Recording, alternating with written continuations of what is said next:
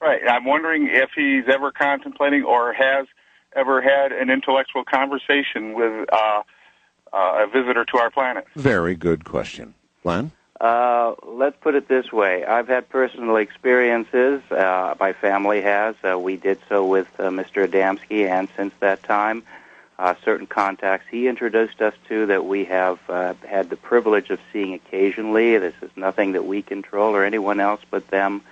And these individuals I've had an opportunity to see on several occasions. So that was a yes.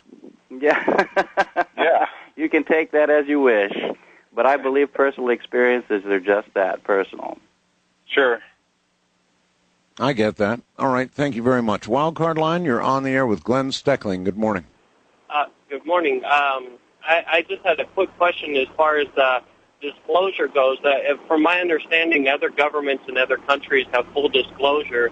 And how would someone here on the United States side get a hold of some of that governmental information from other countries? There, in fact, are governments that have claimed that they are opening up and giving everything they have. A lot of that lately, in fact, Glenn. Yes, that's true. And whether it's full disclosure, well, that depends on who you talk to, because there's always a certain amount of information that is kept and released at intervals.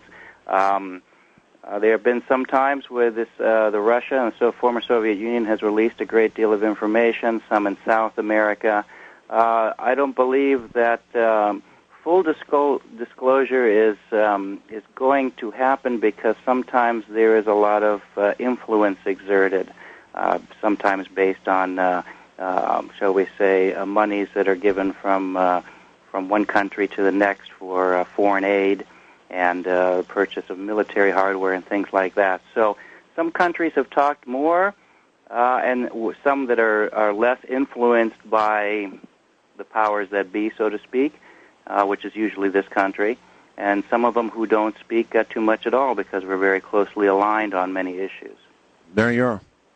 Okay, but my question was, how would we get a hold of that type of information here in the United States? The best thing to do then is to contact a person in that particular country. Sometimes you can go online and you can find representatives of certain groups or associations in those countries, and then you can ask them directly, because they know the means and procedures of obtaining that information, very much like when we apply through the Freedoms of Information Act as well. So each country is specifically different. But isn't all of this really rather easily dealt with by those who aren't ready for all of this to come out yet? I mean, if they don't want to give it to you, they won't give it to you. Or, for instance... No, but I'm saying even if you get it from some country, it doesn't necessarily mean that it's the Holy Grail, that suddenly everybody buys it all. We don't get anything that hard. We have countries that open up. France did some interesting things. South American countries are doing some interesting things. Mexico is. Yeah. Quite a few countries are opening up. But isn't that rather easily handled by those who don't want it believed? It can be, yes, because it's easily twisted. I give you a brief example here. There was a report that came out of Russia in 1989. In fact, my father sat with the scientists that were involved, and this had to do with one of these craft landing, and the people, and I stress this, in this circumstance, they were humanoid, people like you and I that came out. And TASS released an article on it, and TASS was the official agency. At that particular time, everything was heavily screened and looked at. Oh, yes. And it talked very expressly and very specifically what happened. 2 days later, 48 hours later, the same report came out in Western European press, and now they were no longer humanoid-looking. They were 10 feet tall with 3 arms. By the time the same report got to this country, the report had been fabricated around again, so it made the whole story look not believable. Well, there you have it. You've exactly answered my question. Isn't it easily handled? And you just showed us how easily handled it really is. That's how easily it's handled. All right. East of the Rockies, you're on the air with Glenn Steckling. Hello. Good morning, gentlemen. Good morning. Morning. It's an honor to speak with you both. Thank you. Thank you. Concerning the possibility of alien beings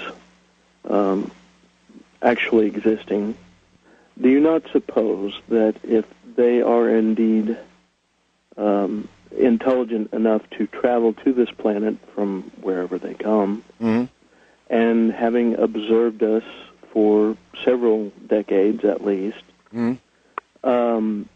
that in their wisdom, realizing that we are unable to cohabitate with one another simply because we have wars all the time over just trivial things. We're running out of time. Are you suggesting that they might conclude they should crush us like a bug? Actually, my conclusion is that they probably realized that they would do more harm than good if they were to avail themselves. Well, let's address this quickly here. Okay. Just because they look at the situation and they see a bit of mayhem, a bit of confusion and misunderstanding, they are extremely cognizant of the many forms of our expression. And it's not any different than if we go to a different country and we see different customs and different ways of thinking. And if things are not looking too good there, do we just cut and run and abandon? No, we don't, and we have not done so historically as well. And so I would venture to say that they consider us to be their brothers and sisters, just a little bit in need of a bit of enlightenment and a bit of education. And then how could you turn away from that type of need if you had that humanity within you? You're certainly looking at us very optimistically, aren't you? Well, I would say that we deserve that optimism if we wish to participate in it. It's very simple. We don't need to kill each other. We don't need to blow each other up. We don't need to so easily subscribe to this finalistic, defeatist kind of attitude. Well, right, but, I mean, you get there by looking at our actions forever. I mean, we've been at war forever. Likely will be at war forever. So, listen, we could have a blast here. We could keep going, but we can't. We're out of time. Glenn Steckling, your book is Alien Bases on the Moon 2, and I recommend people, if they want to know more, go get your book. So, buddy, thank you for being here. All right, a pleasure to be with you. I look forward to do it again sometime. Take care.